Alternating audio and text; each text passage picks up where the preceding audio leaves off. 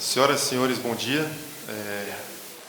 Primeiramente, gostaria de agradecer aí o convite, né? E é uma satisfação muito grande estar aqui para falar sobre mais uma edição do decreto e dizer que nós estamos lá no Departamento de Prevenção do Corpo de Bombeiros, né? Com o apoio aí do Comando do Corpo de Bombeiros e para honrar aí a todos os profissionais da segurança contra incêndio, especial os nossos veteranos, né? E dizer que a gente está se empenhando aí ao máximo possível para manter a qualidade do serviço de segurança contra incêndio no Estado. Bom, então vamos falar um pouco sobre o novo decreto. E a ideia não é entrar em muitos detalhes técnicos, né, de tabelas e instruções técnicas, é mais saber a metodologia, entender o contexto, que muitas vezes a gente está bem preocupado com a parte técnica, né? Eu costumo dizer lá o xizinho da tabela, mas não é isso que eu vou falar aqui. Eu vou falar do contexto do decreto, qual que foi a visão do decreto, como que o Corpo de Bombeiros se baseou para fazer nesse decreto, fazendo o link entre a lei, né, e outras leis também, aquela questão do alinhamento do novo decreto. Inicialmente, gostaria de fazer uma consideração dizendo que a segurança contra incêndio é muito importante, tendo em vista que a estatística aponta a necessidade de prevenirmos cada vez mais, né? Não são poucos os incêndios registrados em 2014, identificações 12.224, algumas vítimas perdidas aí. Então, não são números que não mentem, né? Os números nunca mentem. A lei complementar foi instituída em 6 de janeiro deste ano e ela trouxe o Código Estadual de Proteção contra Incêndio e Emergência, instituiu o código. Então não vou pormenorizar muito aqui, que já é de conhecimento público, só para fazer um alinhamento, né? Então, o que o código estabeleceu? Ele vai sistematizar normas e controles, né? Ele fixou atribuições, competências, né? É uma norma geral, né? Fixou atribuições e competências e também o cumprimento e a fiscalização, ou seja, ele instituiu normas gerais de ação dentro da segurança contra incêndio, atribuindo competências e atribuições. Dentre as competências, né, coube ao Corpo de Bombeiros, só para, de forma rápida, né, oficializou, né, a análise de projetos, fiscalização das instalações, ou seja, vistorias, advertência, notificação, multa, né, ou seja, trouxe a questão da fiscalização à baila para o Corpo de Bombeiros do Estado de São Paulo, o único que não tinha esse poder de fiscalização.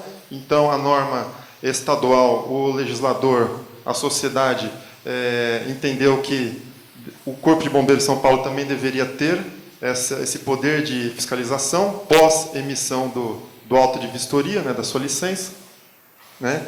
Então, trouxe aqui, vou falar sobre como vai ser feito essa fiscalização, um pouco, né? Credenciamento das escolas de formação de brigada, já tinha uma lei, mas agora também está aqui na lei complementar do Código de Proteção. Credenciamento de bombeiros civis, guarda-vidas, congêneres, ou seja, essa parte de bombeiro civil, ele vai compor, né, o sistema de emergência, né? Então, entende-se que o Corpo de Bombeiros, como órgão responsável por essa composição, por essa liderança, ele tem que cadastrar os bombeiros, as escolas, né, para regularizar, e também o cadastro dos responsáveis técnicos, que são os engenheiros e arquitetos que atuam na área de segurança contra incêndio. Então, verificou-se a necessidade de formalizar, de se cadastrar os engenheiros e responsáveis técnicos. Bom, então, de uma maneira geral, isso aí eu vou falar, então, mais detalhadamente.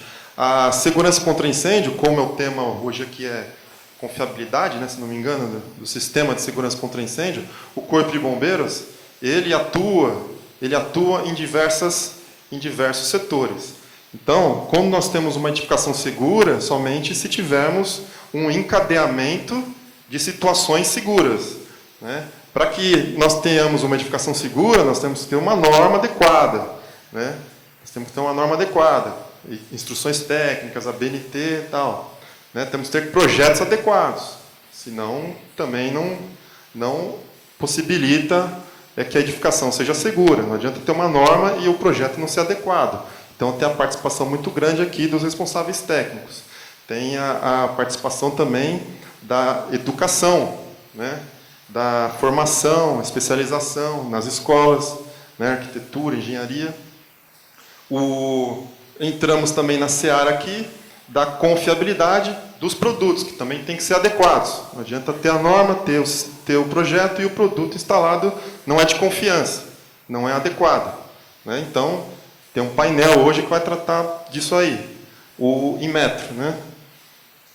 E também as instalações, que o produto pode ser muito bom, mas se a instalação for de forma inadequada, inviabiliza todo o sistema. Só com o encadeamento dessas 4 situações, nós vamos ter possibilidade de ter uma edificação segura.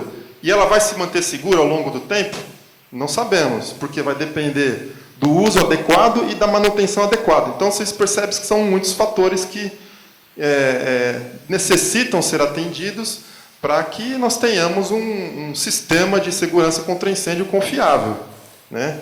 E o Corpo de Bombeiros não é o único ator nesse cenário, né? Não é o único ator nesse cenário.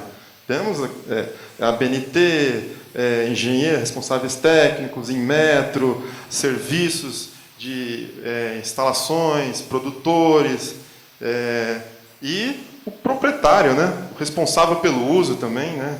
Com a sua uso inadequado, ele pode inviabilizar todo um sistema de segurança contra incêndio. O Corpo de Bombeiros ele é ciente de que nós somos zeladores, tutores desse sistema, mas também nós sabemos que não conseguiríamos tudo sozinho, né? Sem a participação de todos esses demais agentes e atores dentro do sistema. O artigo 20 da Lei Complementar, ele ressalta, né, então, que o regulamento de segurança contra incêndio, né, ele é composto pelo decreto estadual, né, pelo próprio código, pelo decreto estadual, e ele é formalizado mediante vou botar aqui, instruções técnicas do Corpo de Bombeiro. Então, ele fica dessa forma. O Código Estadual, ele fixa as competências e atribuições gerais, tá certo? O decreto estadual, assinado pelo governador, ele vai classificar as edificações e estabelecer as exigências, o que deve ser feito, né? São as conhecidas tabelas de exigências do decreto, tá certo? E infralegal, né, vamos dizer assim, o detalhamento das exigências será feito pelas instruções técnicas, com base nas NBRs. E também portarias do comandante do Corpo de Bombeiros. Haverão agora portarias específicas, né, que nós faremos. Normalmente as portarias são mais internas, né, de normas e procedimentos internos. Nós faremos uma para fiscalização, para credenciamento, né, que tem lá todos os... Não deixa de ser uma instrução técnica também, né? Mas é de cunho mais administrativo. Então, o regulamento de segurança contra incêndio será isso daqui, né? Tentando alinhar tudo, né? O objetivo principal do Corpo de Bombeiros, como não deveria deixar de ser, escrito de outras formas, mas dar segurança às edificações e seus ocupantes, através dos seus diversos serviços, né, de fiscalização, de vistoria, análise, atendimento ao público, tal. Só que eu queria chamar a atenção aqui o seguinte: esse é um objetivo conhecido já, né, para a gente elaborar o nosso decreto, né? Mas nós temos outras considerações que têm que ser feitas, né? Aqui eu chamo a atenção da estatística, é sempre bom a gente rever um pouco, né? Aquele atividade de vistoria e análise, FAT, no ano de 2014, resultou em 265 mil solicitações ao Corpo de Bombeiros, então não são números pequenos que a gente tem que lidar. Então, essa é a nossa maior dificuldade, né? A gente precisa atuar em todos aqueles momentos, em todos aqueles assuntos, e a demanda não é pequena, para um efetivo que não é inesgotável, né? Um efetivo delimitado já há alguns anos, né? 265 mil solicitações, 9.281 licenças emitidas. E a porcentagem maior é de vistorias de PTS, por isso que acabou sendo editado o CLCB, tal, que é a questão da licença antecipada. Bom, outras leis e regulamentos que foram contemplados na edição do novo regulamento.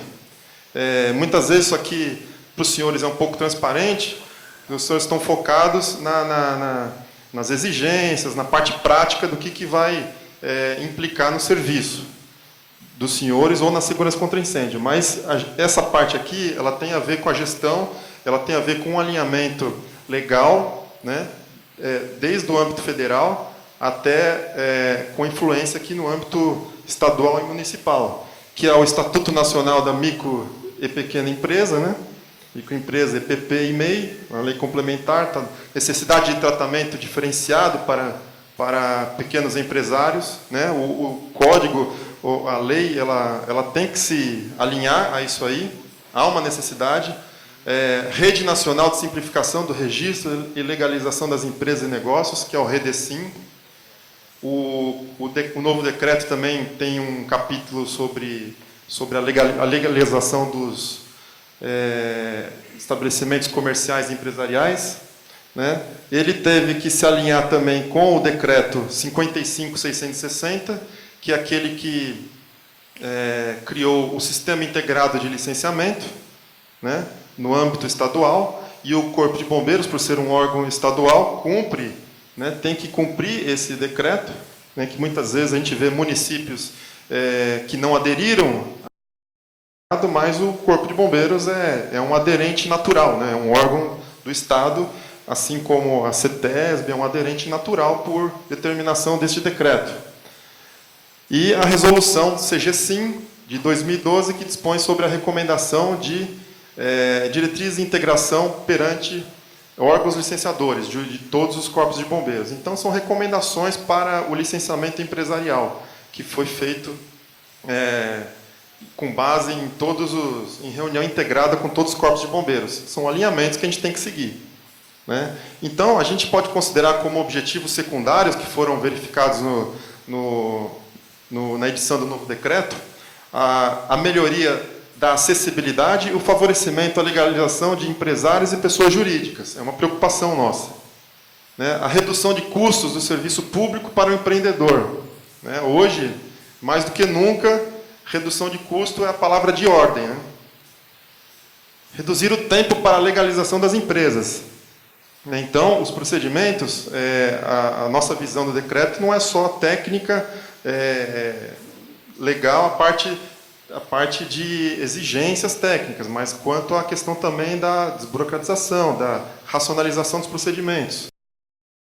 Então, as premissas, né, vamos dizer assim, as palavras-chave que nós consideramos para elaborar o novo decreto foram essas aqui, né? Desburocratização, informatização, integração e transparência.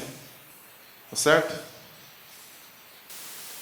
Desburocratização, tratamento diferenciado, né, para edificações de baixo potencial de risco à vida, né, como já foi feito com o CLCB, e o tratamento diferenciado para micro e pequenas empresas, e o MEI. Então, daí vai decorrer uma ampliação, talvez, do CLCB, né, a certificação, né, o certificado de licença do Corpo de Bombeiros, né? Então, nas instruções técnicas, isso está sendo estudado. Ampliação. O aumento do prazo de validade da licença. Pode implicar... o ideal seria que o Corpo de Bombeiros fizesse a emissão do auto de vistoria com prazo de validade de 1 ano. Seria mais seguro? Seria, mas inviável, né? Tecnicamente inviável, impossível.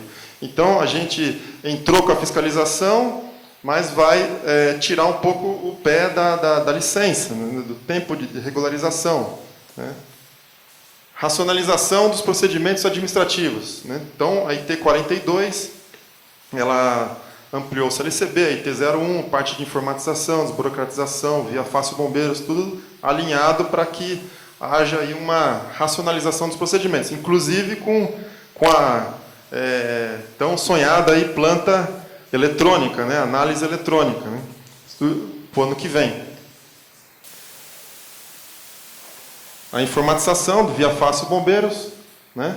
Então, a ideia é que em 2016 a gente consiga o tão almejado virtualização completa, né, do serviço de segurança contra incêndio, onde o engenheiro ele pode enviar também a sua planta via internet. O Corpo de Bombeiros fará análise no sistema eletrônico, né, no computador, e a planta será vistoriada no tablet.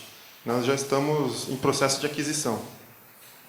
Então, a integração com o Via Rápida da empresa já ocorre hoje, de forma incipiente, em alguns municípios. Há uma tentativa muito grande da junta comercial em expandir isso daí, né, e o Corpo de Bombeiros está integrado lá, para a legalização das empresas. Né, no caso, é interessante porque a legalização da empresa, na ponta da linha, o empresário ele só consegue o tal do certificado de licenciamento integrado quando os outros órgãos, bombeiro, ambiental, vigilância e prefeitura, eles dão um aval também, ou seja, todos os órgãos licenciadores têm que deferir o pedido para que ele possa obter a licença integrada. E como ela é integrada, quando um dos órgãos cassar a licença, ele perde a licença integrada, automaticamente pelo sistema. Isso já existe na junta comercial. Então, nós estamos tentando melhorar essa integração aí. Ocorre que não são todos os municípios que são aderentes, né, por causa das esferas legais, né, os entes federativos distintos. Então, os órgãos estaduais estão por conta do decreto, mas o municipal ele fica meio à parte, necessita de um convênio para aderir. A transparência. Nós temos no site do Corpo de Bombeiros pesquisa. Agora, não é só mais pesquisa, consulta o número do processo. A gente pode pesquisar por endereço. Você entra lá, digita o endereço, né, que você quer ir, que você quer frequentar, né, o endereço da balada que a sua filha, ou que seu filho vai frequentar, da casa noturna, e você vai ver se tem AVCB ou não, previamente, para autorizar a criança a ir lá, né? Então, pode ser feito por aqui, né? Esse é um ganho de transparência, de controle social muito grande, né? Inclusive, recentemente, acho que uns 15 dias atrás, foi também publicado um aplicativo chamado Bombeiros SP, né? Bombeiros SP, Android e o outro lá, iOS, tem os dois, Bombeiros SP. Então, você clica lá, né, baixa esse aplicativo aqui, clica consulta o QR Code que sai na licença. A gente vai colocar aí também consulta por endereço. Então, o QR Code aqui, ó, pegando essa imagem da licença, ele vai no banco de dados da Polícia Militar, do Corpo de Bombeiros, e traz a informação se aquele AVCB é ou não verdadeiro. Então, é uma coisa que já aconteceu no passado, né? Hoje é impossível falsificar a licença do Corpo de Bombeiros. Impossível, porque não tem como fraudar esse sistema. A consulta vai no banco de dados do Via Fácil. Não tem como. Então, qualquer pessoa pode consultar, saber se uma licença é verdadeira ou não. Bom, mas agora entrando já em detalhamentos do novo decreto. Como eu falei, aqueles são os considerandos, né, a premissa para a elaboração do novo decreto. A licença do Corpo de Bombeiros, ela se dividiu em três, vamos dizer assim, autos, né? Atos administrativos, que é o famigerado AVCB, o auto de vistoria, né? Vou pular aqui o certificado de licença do Corpo de Bombeiros, não tem o nome de auto de vistoria, porque ele não é feito no primeiro momento, ele é feito a posteriori, né? a posteriori. Então, é um certificado de licença, e muitas vezes pode até nem ser feito, porque aqui a transferência da responsabilidade para o responsável técnico, por considerar que os casos de certificado de licença são casos de baixo potencial de risco à vida e ao patrimônio, né, onde não há instalações hidráulicas, não há instalações complexas de sistemas de proteção, né. Atualmente, é uma parcela do PTS, que enquadra nesse CLCB aqui. É uma parcela do procedimento simplificado. Então, ele inicia e conclui inteiramente pelo sistema a emissão do certificado, e o bombeiro depois confere e faz a fiscalização. Então, há uma responsabilidade maior por parte dos engenheiros e arquitetos, né, e já tivemos casos recentes aí, que é bom lembrar, bom salientar nesse fórum, que foi a irresponsabilidade técnica da pessoa que emitiu a VCB, né, o CLCB, ou seja, o engenheiro ou o arquiteto, ele não atendeu, né, houve um sinistro, houve casos de dano a vítimas por conta de uma instalação de gás que não estava atendendo a norma, que não era um caso de CLCB, né, não era um caso de CLCB.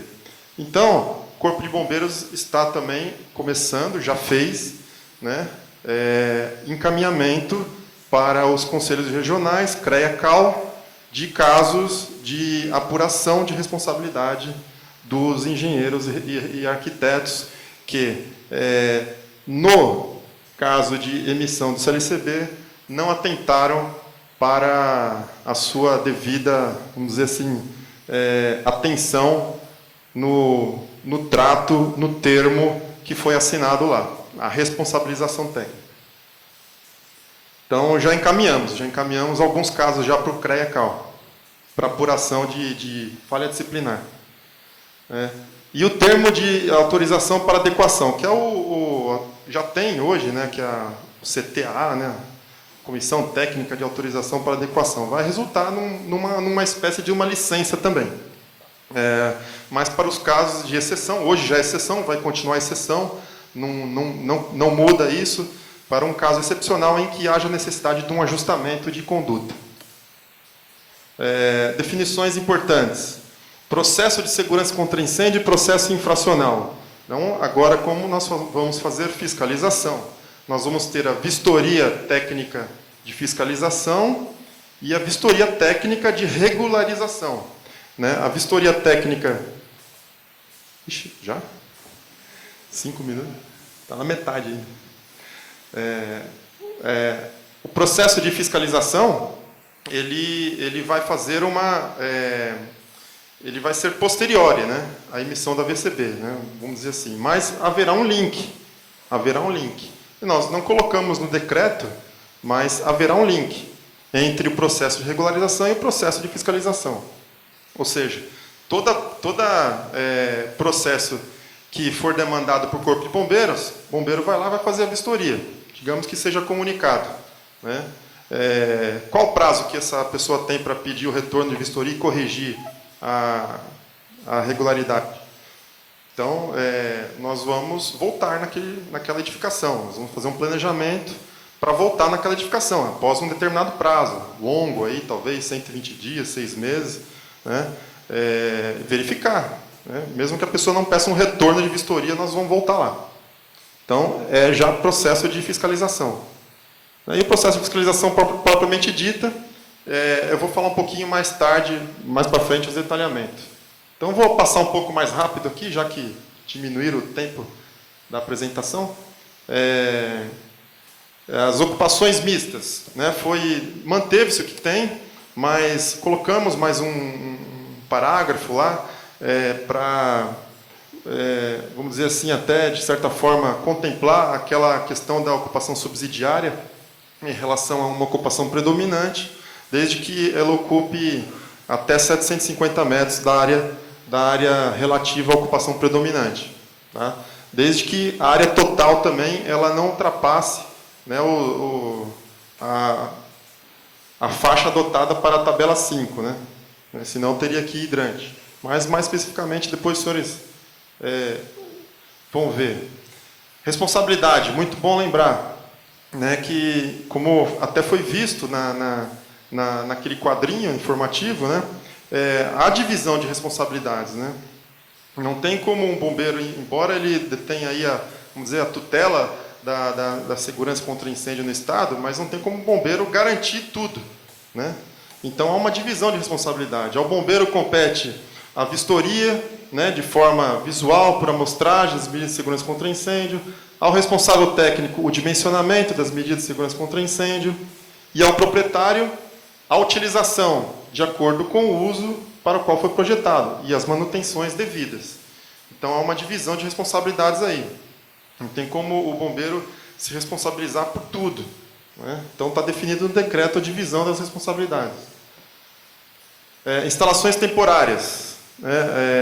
Até para dirimir uma dúvida, um problema que a gente tem hoje no dia a dia, que é a questão das instalações temporárias, foi acrescentado um capítulo no decreto sobre as instalações temporárias, um capítulo muito curto, né, de 2 ou 3 artigos, mas para falar exatamente isso daqui, que a regularização das instalações temporárias devem ser feitas no Corpo de Bombeiros. Basicamente é isso que fala. Desde que elas tenham áreas delimitadas e controle de acesso ao público.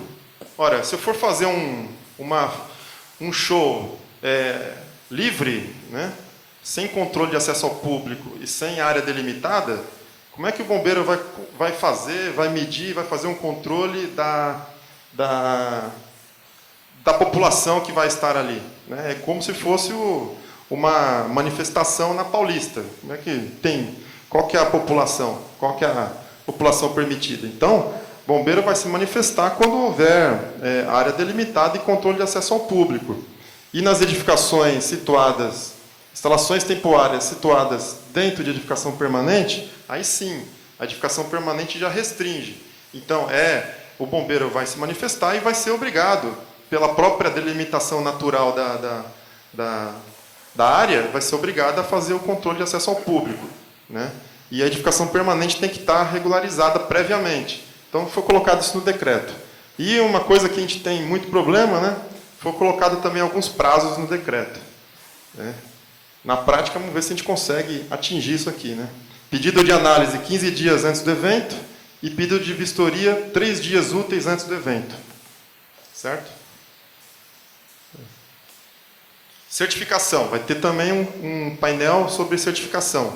Então, tem um capítulo, algumas recomendações lá sobre certificação. Vai ter um painel, então não vou me estender. Talvez a gente possa até responder alguma coisinha depois no próprio painel. Mas a certificação, ela será exigida de forma gradual, ou seja, não vai ser de imediato. Nós vamos compor um grupo de trabalho, né, para poder fazer esse estudo e essa exigência aí. Das normas nacionais, né, junto ao Inmetro. Então, o atendimento da avaliação da conformidade por organismos acreditados, junto ao Inmetro, e atendimento às normas nacionais. Esse é o padrão. As exceções, elas vão ser tratadas posteriormente. Quando não tem norma nacional, quando não tem acreditação nacional, aí vão ser tratadas, vai dar um prazo, não vai cobrar, aí vai ser tratado excepcionalmente. A ideia é não causar nenhum impacto em relação a esse aspecto aqui, mas, de forma gradual, a gente visar aí, no futuro, uma regulamentação da área. Credenciamento e cadastramento. Então, credenciamento dos centros de formação, instrutores e bombeiros civis. Já fazemos isso hoje, né? Por conta da Lei 15.180. E o cadastramento dos responsáveis técnicos. Vamos iniciar também, para atuar no serviço de segurança contra incêndio, a gente vai começar a fazer um cadastramento. Ah, mas a gente vai interferir na regulação do CREA? Não. Já estamos vendo isso com o CREA, CAL, quem pode fazer o quê, e a gente simplesmente vai fazer um cadastro, né, e manter o controle dos usuários. Talvez de forma eletrônica, a gente poder emitir algumas notícias, algumas orientações, né, e algumas recomendações de uso geral. talvez facilite aí o trâmite e o entendimento aí entre o Corpo de Bombeiros e os responsáveis técnicos. Lembrando que a análise do projeto, né, a confecção do projeto é um item importante lá naquele conceito da edificação segura. E é claro que se há um cadastramento e um credenciamento, pode haver também um descadastramento. Aí a gente vai regular isso aí em portaria, né, que ainda não existe. Né. Fiscalização. Então, vou falar rapidamente, mais 5 minutos, peço autorização, porque a parte de fiscalização propriamente dita é agora que eu vou falar. Ela vai ser feita por solicitação do proprietário, requisição do Ministério Público ou atuação de ofício, ou mediante denúncia. Vai poder ser feito por qualquer uma dessas formas, a iniciativa. Né? Mas ela vai ser feita de que forma? Ela vai ser feita mediante um plano de fiscalização. Esse plano de fiscalização ela vai contemplar, é lógico, que obrigatoriamente algumas denúncias, as requisições de Ministério Público, mas ela vai contemplar também um estudo estatístico, né? Um estudo estatístico onde nós vamos verificar quais são os casos de incidência, onde há uma necessidade de uma intervenção do Corpo de Bombeiros para fins de fiscalização. Então vai ser feita uma ação coordenada com a atividade operacional para verificar as áreas de interesse, né, de segurança de bombeiro, né? Vamos contemplar também os retornos em algumas vistorias que não pediram retorno de vistoria. Vai entrar aqui no plano de fiscalização algumas, porque tem que haver um link. Né? E toda a fiscalização será feita mediante a emissão de uma ordem de fiscalização. Então, não vai ser aleatória, ninguém vai bater na porta da edificação e falar assim, vim aqui vistoriar. Todo mundo vai ter que... vistoriar não, fiscalizar, né? Todo mundo vai ter que ir até a edificação munido de uma ordem de fiscalização emitida pelo chefe do setor de fiscalização, né? E essa ordem de fiscalização ela tem que ser apresentada ao proprietário ou quem estiver lá no local, tá certo? Então, e nós vamos credenciar, né, os nossos fiscais, né? Nós vamos credenciar, dar toda a orientação, que vai ser uma fiscalização diferente da vistoria, né? Tem um cunho diferente. Então, nós vamos prepará-los para isso. Né? As penalidades, elas serão de advertência, multa em dobro e cassação da licença. Né? Multa em dobro e cassação da licença. Então, elas são aplicadas de forma gradual, né? E a interdição, ela não foi contemplada na lei complementar. Né? Não sei se os senhores já tinham visto isso daí, mas a interdição que foi contemplada lá é uma interdição cautelar, emergencial, que é basicamente o que o bombeiro já faz na sua atividade operacional, quando se depara com algum risco, com alguma irregularidade, ele pode interditar temporariamente até que a autoridade competente possa avaliar a segurança e fazer a interdição, se for o caso. Então, a interdição ela vai ser feita ainda por outros órgãos, e não pelo Corpo de Bombeiros.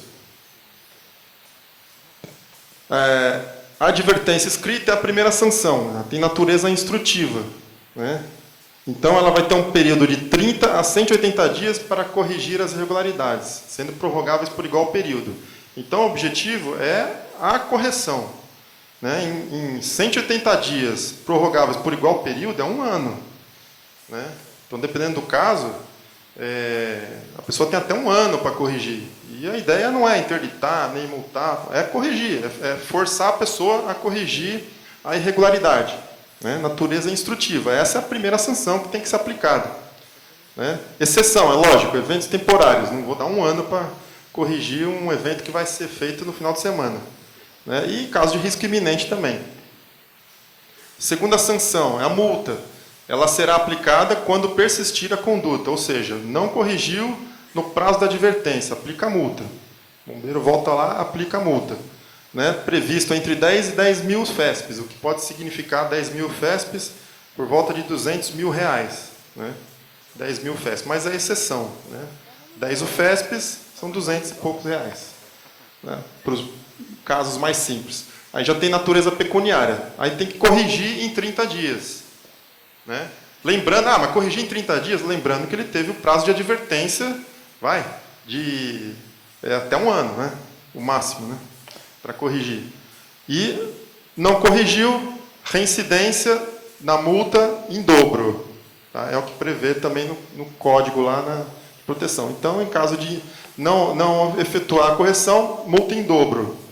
Na multa em dobro que atinge o valor máximo aqui de 10 mil. Não são multas extorquíveis, né? São multas bem consistentes, bem conscientes. A gente procurou fazer uma coisa nada que é possível de ser executada.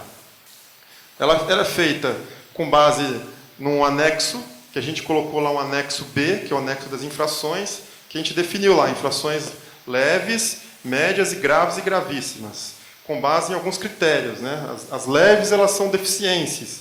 Então, o sistema ele está instalado, mas ele não atende totalmente às especificações. Não está instalado em parte ou funciona com precariedade. Né? Inoperante, o sistema está instalado, porém não funciona. Um sistema de sprinkler ou de hidrante que não funciona. Né? E inexistente, o sistema não está instalado. Então, leve, média, grave. Ficou mais ou menos dessa forma delimitado. Né? Depois, na nossa regulamentação, na nossa portaria, nós vamos detalhar para o fiscal o que inclui em cada uma dessas infrações aí. E, finalizando um pouquinho, tem um valor de cálculo, né, no anexo C, tem o sistema de aplicação da multa. Ela é feita com base em critérios de risco. Então, primeiro, saber se a infração é leve, média, grave ou gravíssima, dentro daquele quadro do anexo. O fator de risco de incêndio, baixo, médio e alto, foram fatores que nós verificamos. E um fator de área também. Quanto maior a área, maior um pouco a multa, né? Porque entendemos que será maior também a gravidade. E o FESP. Então, a multa é calculada com uma fórmula matemática, que é simples, mas deu um trabalho muito grande para fazer. E, procurando em outros estados, nós não encontramos nada assim que a gente pudesse falar, puta, esse é perfeito. Não teve nenhum perfeito. Então, a gente pegou o que melhor tinha de cada lugar e fizemos um que é perfeito para São Paulo.